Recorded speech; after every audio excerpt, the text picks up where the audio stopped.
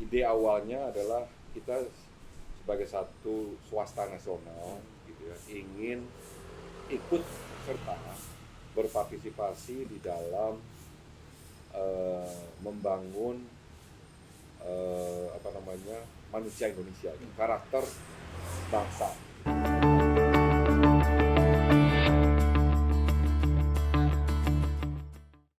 Hai teman-teman, welcome back to the episode of Filomet. Hari ini kita kedatangan tamu yang sangat spesial, Bapak Aziz Arman. Bapak Aziz Arman sekarang menjabat sebagai Vice President Director dari PT Indika Energy Tbk, serta merangkap sebagai CEO dari Indika Foundation. Apa kabar Om? Baik. Thank you banget ya Om udah taking time untuk hari ini berdiskusi sama kita. Tentu saja. Jadi topik diskusi hari ini kita akan discuss mengenai background Om, serta nanti education, masa kecil, serta nanti transition Om dari Om kan seperti dunia finance.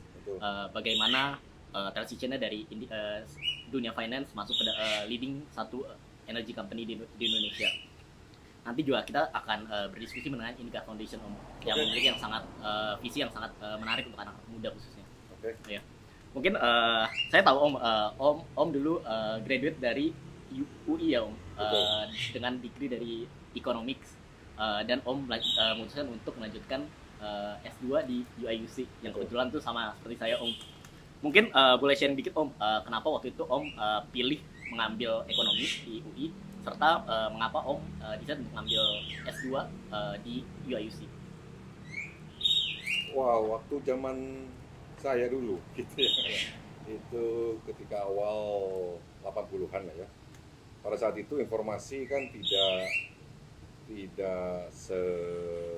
tersedia seperti kondisi sekarang, dan komunikasi bukan hanya informasi tapi komunikasi juga tidak se-fluid seperti sekarang gitu. Kalau masa-masa teman-teman kan bahwa ada saja sesi dari senior datang menjelaskan ininya ya kan. Kemudian ada pula saat ini saya ketahui mengenai tes bakat gitu ya.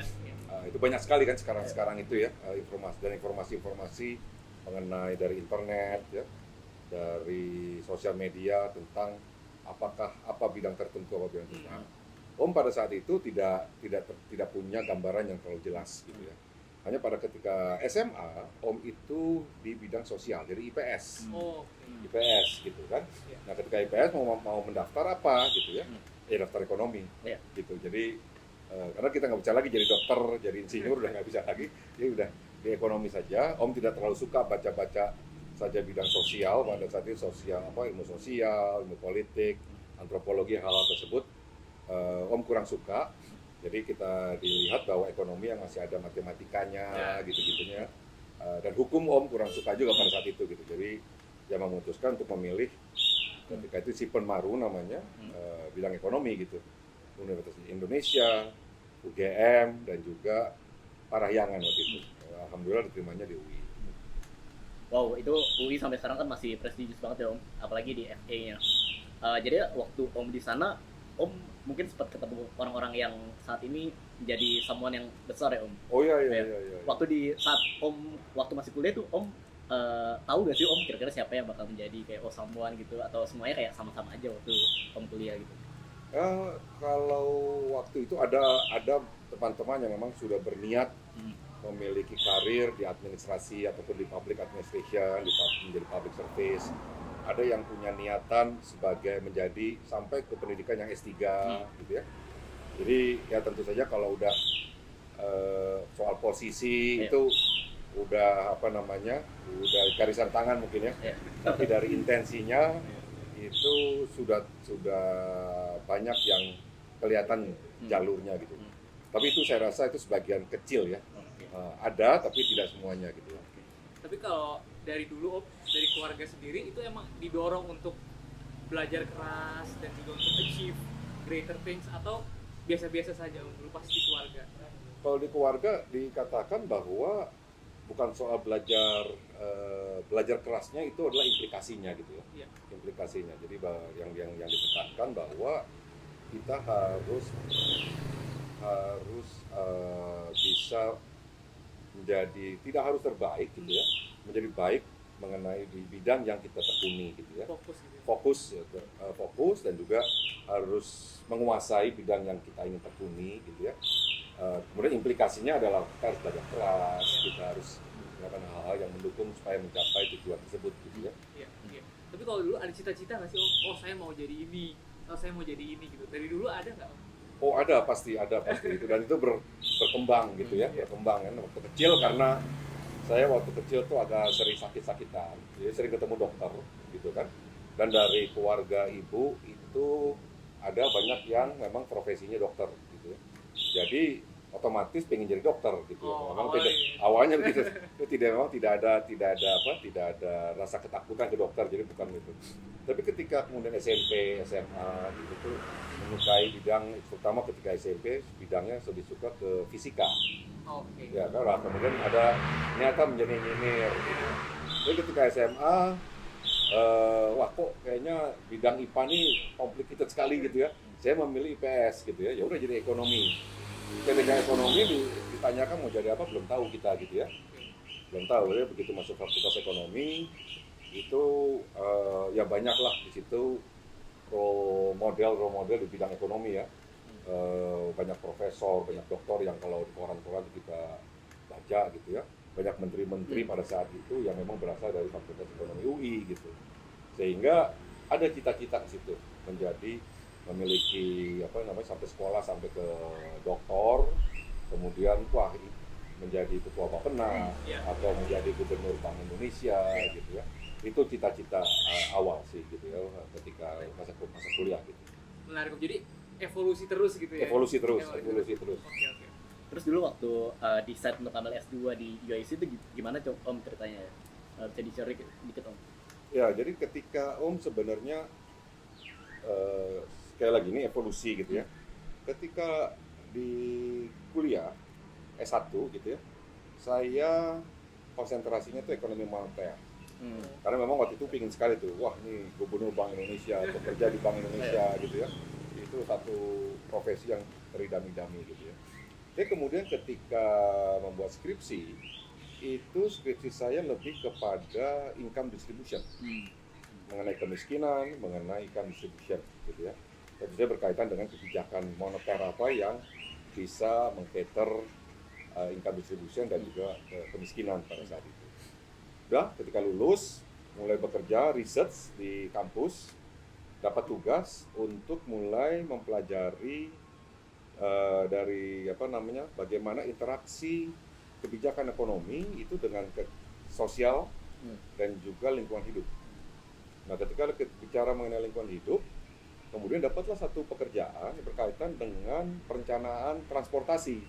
Perencanaan transportasi dan bagaimana dampak perencanaan transportasi itu terhadap emisi. Ya, itu pada saat itu bekerja dengan salah satu profesor dari Illinois. Nah, jadi ketika itu dan kemudian Om coba-coba cari beasiswa, kebetulan dapat beasiswa dari Fulbright. Dari Fulbright, dan kemudian bicara dengan profesor yang bersangkutan tadi, namanya Profesor John Kim gitu ya. Akhirnya cocok tuh. Ya udah, kamu ke Illinois untuk belajar perencanaan lingkungan hidup gitu, berkaitan dengan perencanaan transportasi gitu. Di bidang studinya sih di Illinois disebutnya urban planning, makanya kalau resminya Om itu master in urban planning gitu, MUP. Gitu. Jadi kalau kita semua tahu kan di saat Om waktu di sana itu banyak orang-orang hebat juga yang study at the same time ya Om di sana. Betul. Waktu itu gimana ya Om pengalamannya waktu belajar di sana bersama dengan mungkin murid-murid terbaik bangsa Indonesia? Ya, saya sempat waktu itu karena bahkan juga apartemennya dicarikan dan juga memang berseberangan dengan Pak Bambang Brojo, yang sekarang Menteri Riset ya, yang sempat juga Menteri Keuangan, Menteri Bappenas gitu. Kemudian juga dengan sekarang Profesor Iksan, ya, Muhammad Iksan. Nah itu interaksinya pada saat itu lebih banyak bagaimana kita saling mensupport ya, karena di negara orang gitu ya, merantau lah ya untuk bekerja dengan beasiswa yang terbatas gitu ya. Jadi lebih kepada kebersamaan dan saling support untuk masing-masing bisa bisa excel lah kepada studi yang kita lakukan untuk kita ambil gitu ya. Dan Berarti koneksi itu masih kuat Om sampai sekarang. Oh masih sangat kuat. iya itu penting lah ya buat kita Iya. ya. Nah, Betul. tentu saja untuk secara fisik ketemu agak sulit gitu ya. Tapi ya bahwa kita aware bagaimana kondisi Pak Bambang, bagaimana Pak Iksan dan teman-teman lainnya gitu ya. Masih. waktu kesana itu ada janjian nggak sih Om? Atau emang tiba-tiba semuanya memilih UIC Om? Kalau boleh tahu. Tidak ada janjian sih, tidak ada janjian bahwa ya kebetulan karena Om tadi koneksinya seperti gitu, Pak Bambang Brojo juga to a certain degree serupa. Jadi beliau kalau nggak salah dapat beasiswa dari bukan Fulbright tapi tempat lain gitu, kemudian berdiskusi dengan profesor di sana gitu ya, kemudian melanjutkan studinya di sana gitu ya. Profesor Iksan juga seperti itu gitu ya. Banyak juga teman-teman lainnya, ada yang wartawan, ada yang pemain gamelan, ada yang food science gitu ya. Pada saat itu sebenarnya Illinois belum sepopuler saat inilah ya, gitu kan. Cuman Ibu Sri Mulyani juga dari situ. Ketika saya sampai, Ibu Sri Mulyani sudah kembali. Ibu Sri Adiningsih juga gitu ya. Nah, itu sempat ketemu tapi sudah siap-siap mau pulang itu Ibu Sri. Ibu kita nyebutnya manggilnya Mbak Ning ya. Nah kemudian Om Aziz kan dari kuliah pertama kali bekerja di finance ya Om ya. Betul. Itu boleh ceritakan Om bagaimana masuk ke dunia finance dan juga pengalaman didapatkan apa saja? Ya, ini evolusi dan banyak kebetulannya lah ya. Iya, Gitu. Jadi selesai kuliah, bahkan sebelum selesai kuliah itu Om ikut penelitian, lebih pada economic penelitian, gitu, economic research, dan juga sekalian menjadi dosen, jadi asisten dosen. Okay. Ya kan, nah itu sempat ada 91 saya masuk ke LPN FEUI, Oh iya. itu lembaga pendidikan ekonomi dan masyarakat itu. Pada saat itu ketuanya ataupun kepalanya Pak Darmin Nasution, gitu ya. Nah, selain itu juga mengajar di fakultas. Nah, pada salah satu kelas yang Om ikutan itu, dosennya adalah Pak Farid Haryanto. Pak Farid Haryanto, Om jadi asistennya gitu ya. Dan banyak berinteraksi dengan beliau. Setelah tahun ketiga, Om 93 itu sekolah ke Illinois, 93 pulang. Ketika kembali itu kepalanya LPM itu adalah Ibu Sri Mulyani. Ibu Sri Mulyani ya, 1 bulan mengerjakan proyek penelitian bersama dengan Ibu Sri. Terus dapat telepon dari Pak Farid. Pak Farid pada saat itu baru saja ditunjuk sebagai Presiden Direktur Pevindo. Pevindo itu Credit Rating Indonesia ya. Itu. Just bantuin untuk economic research-nya, untuk mensupport rating gitu, untuk mensupport credit rating. Ya sudah, saya minta izin kepada Ibu Sri Mulyani, saya join Pak Farid, masuklah. Dan itulah tahun 95 akhir mulai bergerak di bidang keuangan, yaitu di credit rating gitu ya. Setelah 2 tahun, credit rating kan lebih pasif ya, dia bukan ya player di dalam pasar gitu, tapi bukan active player gitu, lebih kepada pasif ya, dia hanya memberikan rating saja. Ada keinginan kemudian menjadi berpartisipasi aktif di pasar. Kemudian masuklah ke Jadi Planning Nusantara menjadi riset analis. Jadi ini dari riset, kemudian di sini menjadi rating manager saya, kemudian pindah ke Jadi Planning sebagai riset analis untuk fixed income. Di situ. Itu tahun 97 Oktober. 97 Oktober ketika financial crisis itu hit di situ jadi dan 6 bulan sejak saat itu fixed income divisinya ditutup karena memang tutup pasarnya gitu pada saat itu ya gitu. Mungkin boleh sharing dikit Om, gimana sih waktu itu waktu krisis 97 kan Om kebetulan di dunia keuangan. Gimana sih Om kayak paniknya di pasar modal dan bagaimana dampaknya sampai sekarang gitu? Wah, itu kan luar biasa ya, dampaknya itu kan ketika di Asia itu saya ingat saya itu dimulai dari Thailand ya, kalau nggak salah currency-nya gitu ya, dan kemudian di Indonesia juga gitu. Dan memang kelihatannya hanya financial crisis saja di Indonesia gitu ya, itu yang kemudian berdampak kepada bukan hanya financial tapi ekonomi, kemudian sosial, dan juga kepada keamanan kan pada saat itu kan krisis gitu ya, rusuh gitu ya. Jadi banyak sekali perubahan di situ gitu ya. Dan wah itu guncang sekali ya, guncang sekali karena dampaknya yang multidimensional itu. Jadi mungkin kalau secara ekonomi kita ya secara itu ya pemain pasar itu ya terdampak harga pasar turun ya kan, terus kemudian rupiah mengalami depresiasi yang sangat drastis sampai sempat 16.000. Wah itu mengkhawatirkan sekali ya gitu, ras ke bank itu kan hal-hal yang biasa gitu. Jadi kalau udah itu wah itu mengerikan ya, mengerikan sekali gitu. Tetapi yang lebih mengerikan pada saat itu adalah dampak sosial dan ekonomi, politiknya ya, keamanan gitu. Itu yang kemudian mengkhawatirkan sekali kita. Keluar rumah takut gitu ya, berinteraksi juga takut, berkumpul. Nah itu sampai akhirnya ada reformasi ya pada 21 Mei ya 1998 gitu ya. Itu yang membuat kita, saya rasa kita harus belajar dari itu, jangan sampai itu terulang lagi gitu ya. Tapi kalau lihat dari impact-nya saat ini gitu ya, ada perubahan struktural kan ya, dari sektor keuangan, sektor ekonomi gitu ya, mungkin juga secara strata sosial dan strata politik juga ya gitu ya, karena kan dulu hanya 3 partai politik, sekarang jadi banyak gitu ya, dan mungkin strata sosial juga mungkin berbeda ya, elit-elitnya berbeda gitu ya, tapi secara ekonomi perubahan struktur ekonomi juga mengalami goncangan yang keras.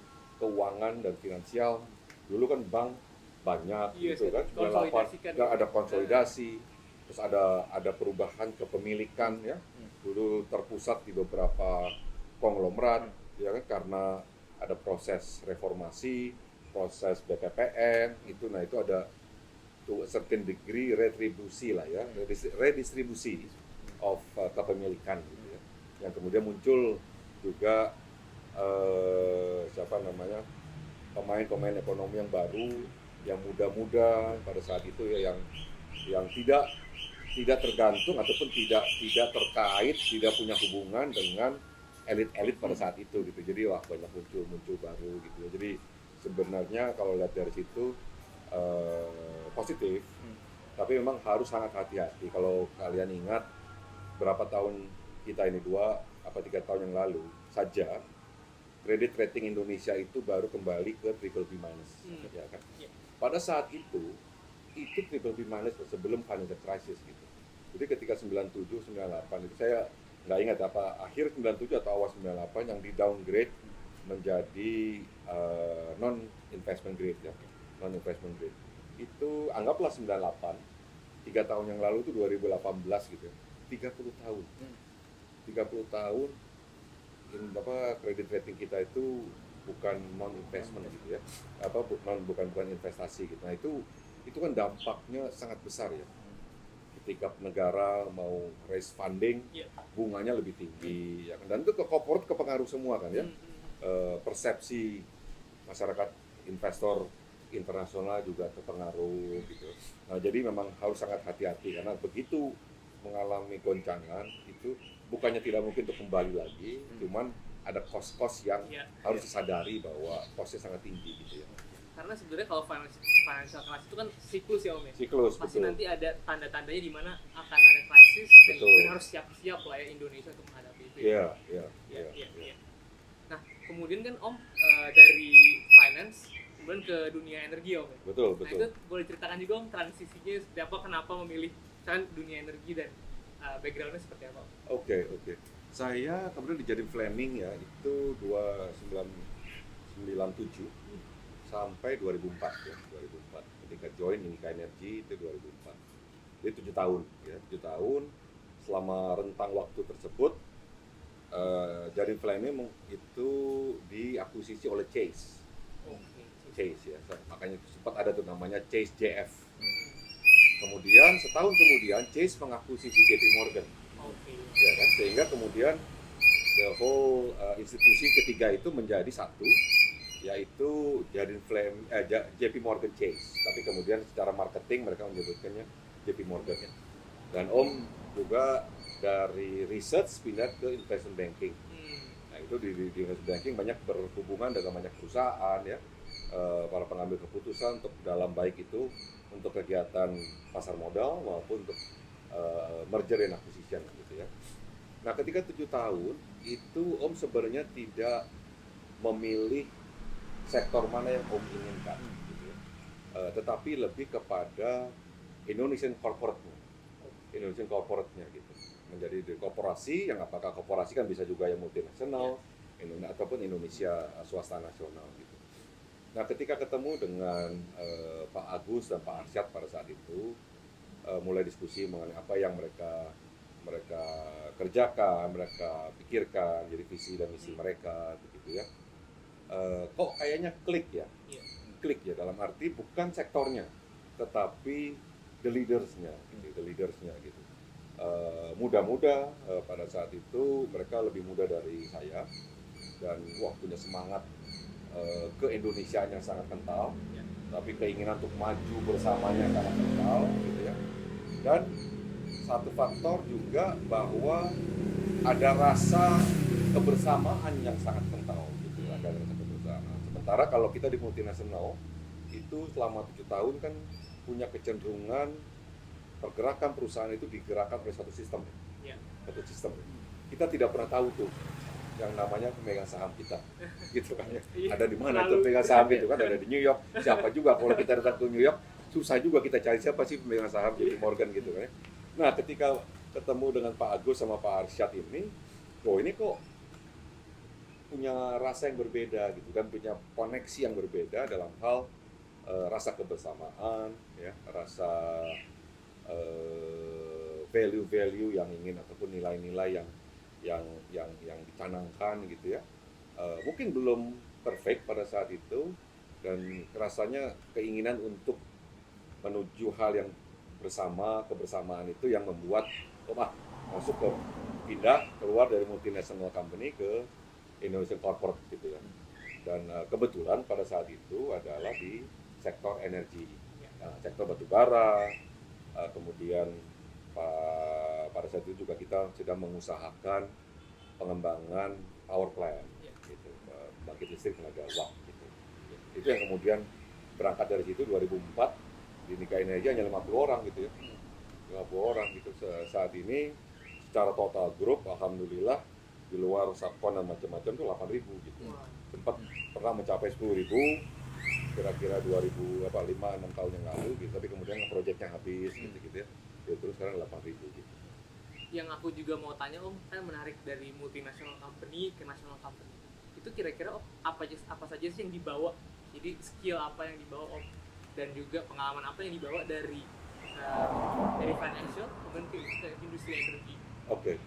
Jadi pada saat itu yang terakhir dulu, yang kedua dulu ya, bahwa pada saat itu Indika Energi kan kegiatannya lebih kepada merger and acquisition, gitu ya. Pada merger and acquisition. Itu yang apa namanya yang saya pelajari di JP Morgan, yang kemudian saya bawa bersama-sama teman-teman gitu di Indika Energi untuk mengembangkannya, baik merger and acquisition, kegiatan di pasar modal, pendanaan ya, dan kesemuanya berkaitan dengan kegiatan-kegiatan keuangan gitu ya. Yo. Oke, kembali lagi nih Om Aziz. Jadi mungkin kita sekarang mau bahas ya Om, kan tadi udah transisi ke Indika. Nah kemudian mungkin bisa highlight Om di Indika ini apa-apa saja yang Om sudah lalui dan kemudian day to day life-nya seperti apa, sebagai CEO itu seperti apa? Kalaupun mau kita evolusinya ya, saya jelaskan ya. Saya waktu 2007 kemudian ketika kita melakukan transaksi pertama di pasar modal, saya itu diangkat menjadi direktur keuangan, CFO gitu ya. Masuk ke pasar modal, kemudian dari dana tersebut kita akuisisi kiri, akuisisi kanan, sehingga kemudian memiliki beberapa anak perusahaan gitu ya. Dan tentu saja di direksi Indika kita memikirkan bagaimana anak-anak usaha ini selain tentu saja di Indika Energinya untuk mengembangkan diri lebih lanjut, itu pengembangannya seperti apa gitu ya. Diversifikasi. Bukan hanya dari yang sudah kita invest, bagaimana mengembangkannya kan ya. Karena kan dari Indika Energy diakuisisi, kemudian setelah diakuisisi itu bagaimana perkembangannya gitu ya. Banyak mendiskusikan kepada masalah capital expenditure ya. Contohnya untuk Petrusi itu bagaimana capital expenditure yang optimal gitu ya, equipment yang konfigurasi yang optimal. Kemudian di Tripatra juga kita bagaimana memperoleh project EPC lebih banyak lagi dan bagaimana membuat proyek-proyek itu profitable gitu. Nah terus Om begitu, tapi kemudian suatu saat Om sadari gitu ya, bukan Om sadari, Om dihadapi oleh satu situasi ataupun satu kenyataan yang menurut Om ini bahwa apapun yang ingin kita lakukan itu pada akhirnya akan tergantung dari manusianya. Ya, pada akhirnya ke manusianya gitu ya. Jadi Indika Energy di dalam apakah kita mau capital expenditure optimal ataupun apa, tapi pada akhirnya bagaimana rencana-rencana kerja kita itu dieksekusi. Dan kalau sudah menyangkut masalah eksekusi, itu adalah siapa yang mengeksekusi ya dan bagaimana kan ya. Nah itu menjadi penting sekali.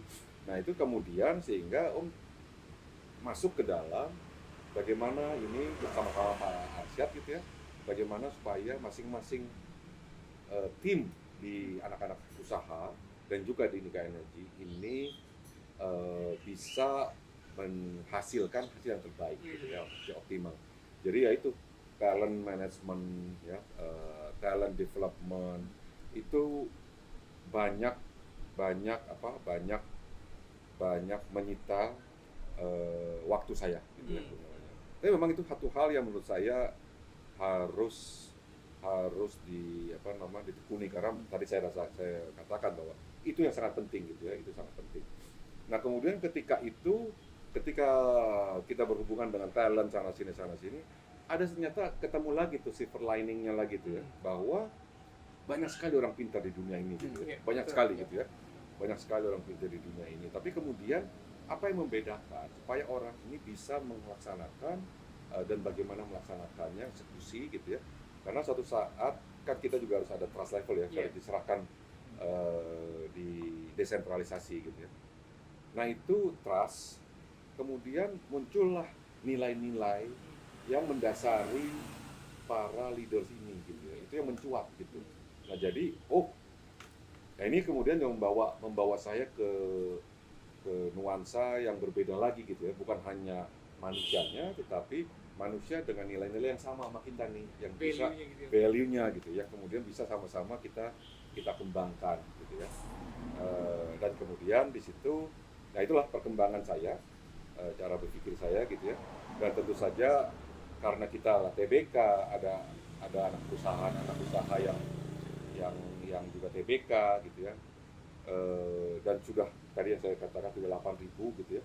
Kemudian kan ada muncul rasa tanggung jawab bahwa ini harus berkelanjutan gitu ya, harus going concern terus gitu. Jadi tidak hanya terbatas pada masa saya menjadi CEO, tapi kan bisa ada seberapa lagi lah, 10.000 CEO lagi lah Indika Energy ini gitu nantinya gitu ya. Nah itu kemudian perlu ada keberlanjutan. Nah ini yang kemudian tapi dibutuhkan governance ya untuk mengatur cara kita bekerja gitu.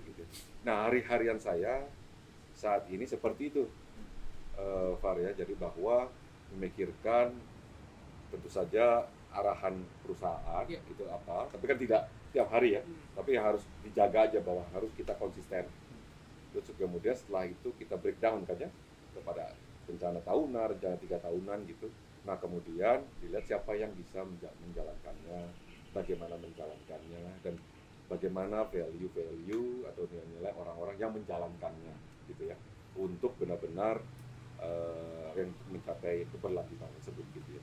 Wah menarik Om, jadi gitu. Untuk desentralisasi perlu orang-orang yang punya value yang sama dan harus strong gitu ya di bawahnya. Betul. Kalau dari Om sendiri mungkin value-value apa ya Om yang Om cari dari pemimpin di dalam Indika Energy? Ada 5 ya kita ya, 5 plus 1 lah sekarang ya saat ini kita. Yang nomor 1 itu integritas ya, integritas. kemudian juga dia diversity, keberagaman ya. Itu terus kemudian teamwork, karena kita tidak bisa mengerjakannya sendiri. Saya rasa juga saya juga tidak bisa lah kita menipu diri sendiri bahwa kita bisa melakukannya semuanya gitu. Cuman juga harus perform, harus achievement gitu ya, harus perform. Yang kemudian apapun yang kita kerjakan ini memang harus punya tanggung jawab sosial, ya. Jadi itu. Nah sekarang saya sama Pak Arsyad sedang memikirkan untuk bagaimana untuk menanamkan tambahan satu value baru, yaitu agility ya. Karena perubahan kan sangat luar biasa saat ini ya, sangat luar biasa gitu. Bahkan kalau orang mengatakan wah ini sedang COVID gitu, COVID itu sendiri pengertian kita ketika Maret setahun yang lalu dengan kondisi saat ini itu berbeda sekali kan ya. Karena perubahannya gitu ya, dan bagaimana kita bereaksi terhadap itu ya. Nah itu kita perlu agility di dalam menyikapi perubahan-perubahan tersebut gitu. Aku juga perasaan Om sedikit, Ya. kalau misalkan kan ada value-nya ya Om, Ya. itu bagaimana ya cara menilai orang? Apakah dengan interaksi dulu atau dengan misalkan dikasih pekerjaan, itu bagaimana sih Om cara menilai orang? Ya, pada akhirnya value-value itu muncul dari tingkah laku ya, Oh, pada behavior.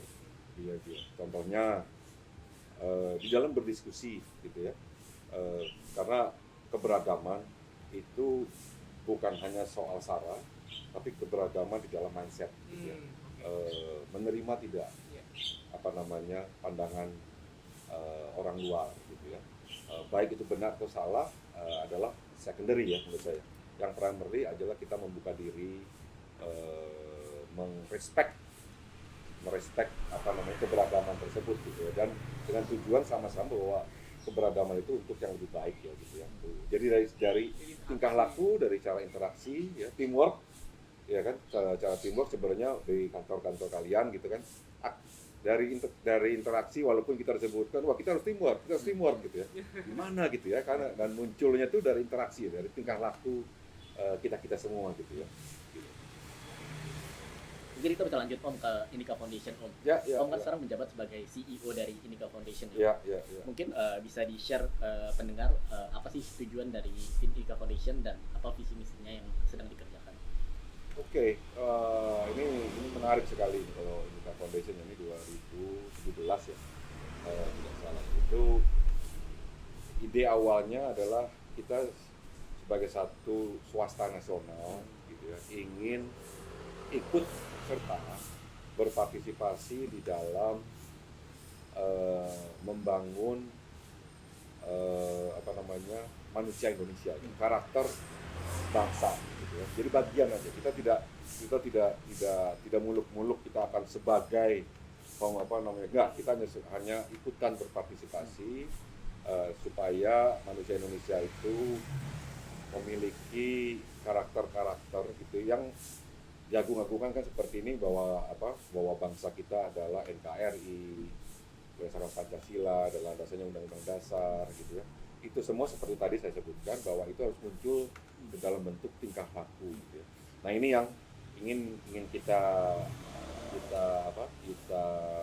ikutan dalam berpartisipasi dalam pengembangan tersebut, semata-mata supaya kita semua manusia Indonesia itu bisa mengoptimalkan potensi-potensinya gitu. Jadi bukan hanya sumber daya alamnya, bukan hanya sumber keuangannya, tapi juga sumber manusianya gitu ya.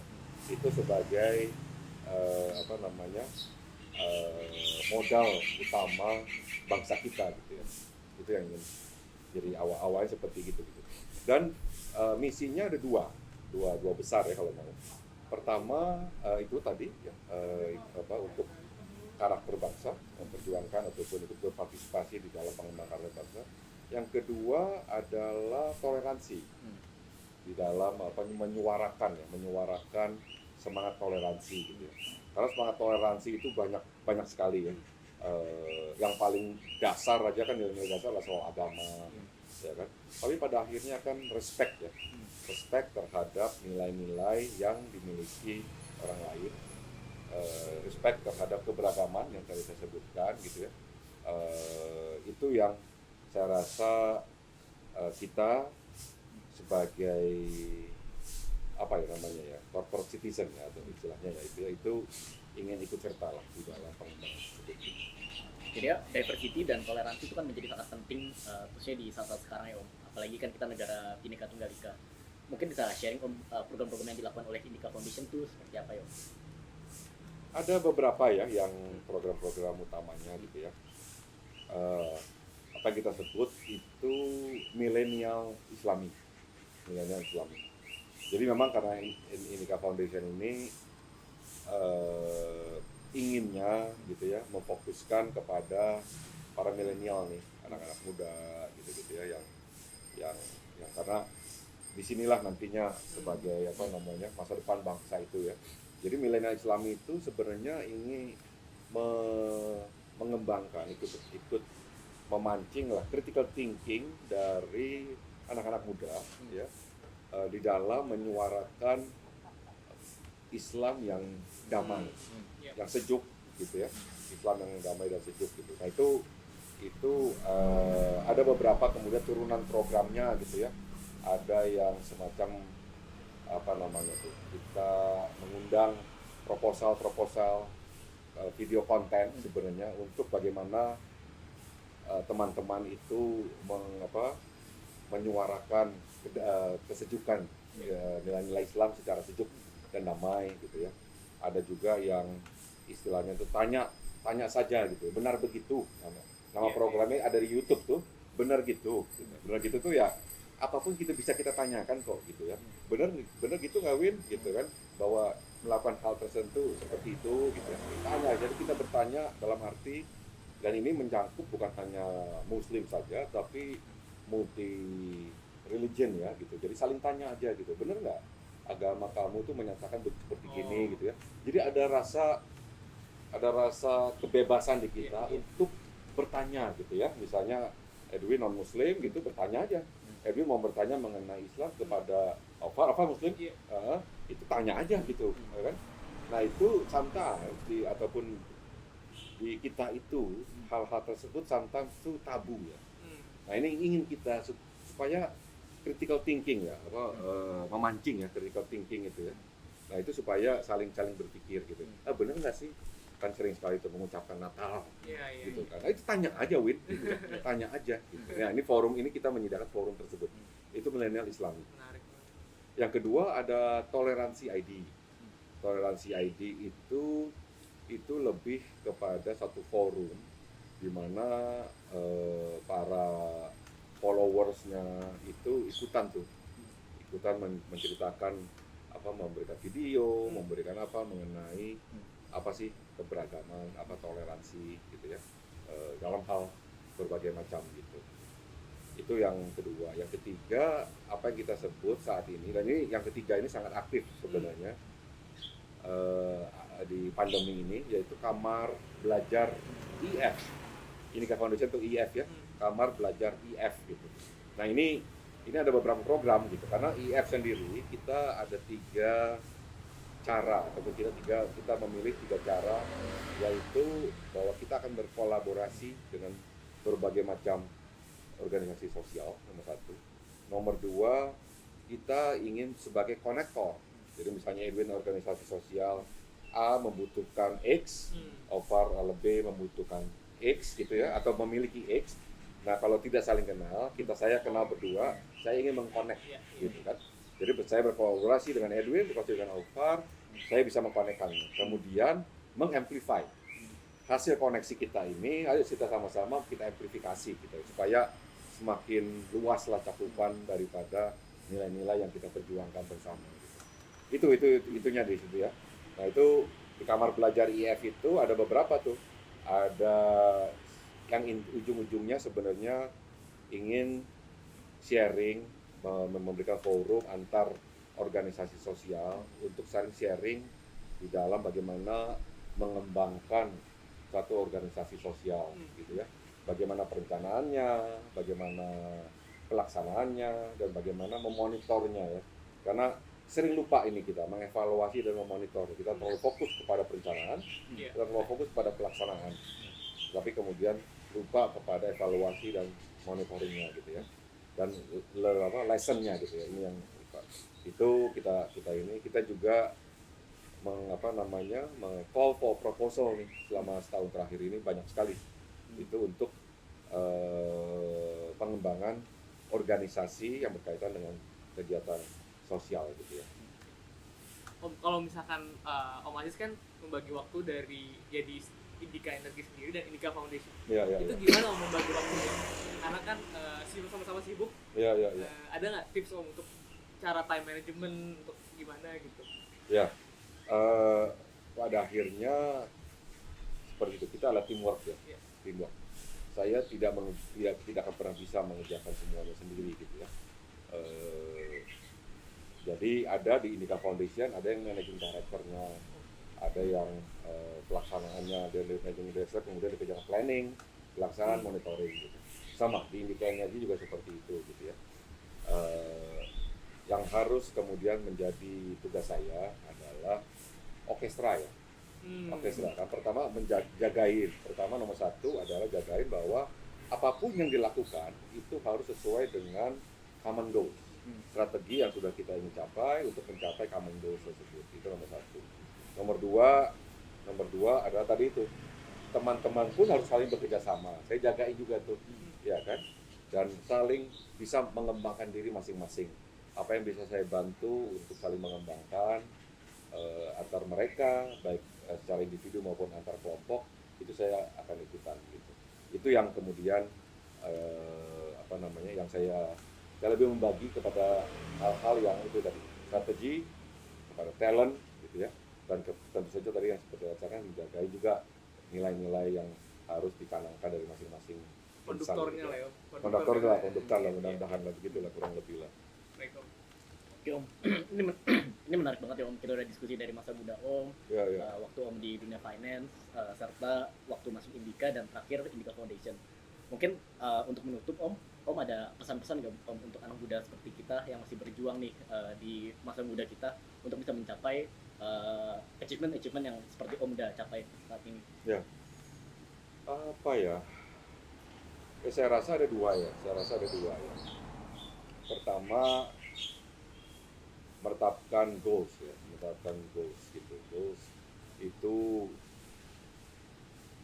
Goals itu saat ini tidak juga sebaiknya ya, saya rasa sebaiknya itu harus ada impact-nya juga gitu ya. Jadi bukan hanya kita ingin memiliki deposito seperti ini gitu ya, pengen rumah ini gitu ya, pengen jalan-jalan dulu, tapi apa sih yang kita bisa lakukan kepada masyarakat sekitar ya. Nah, jadi impact-nya itu harus kita itukan ya.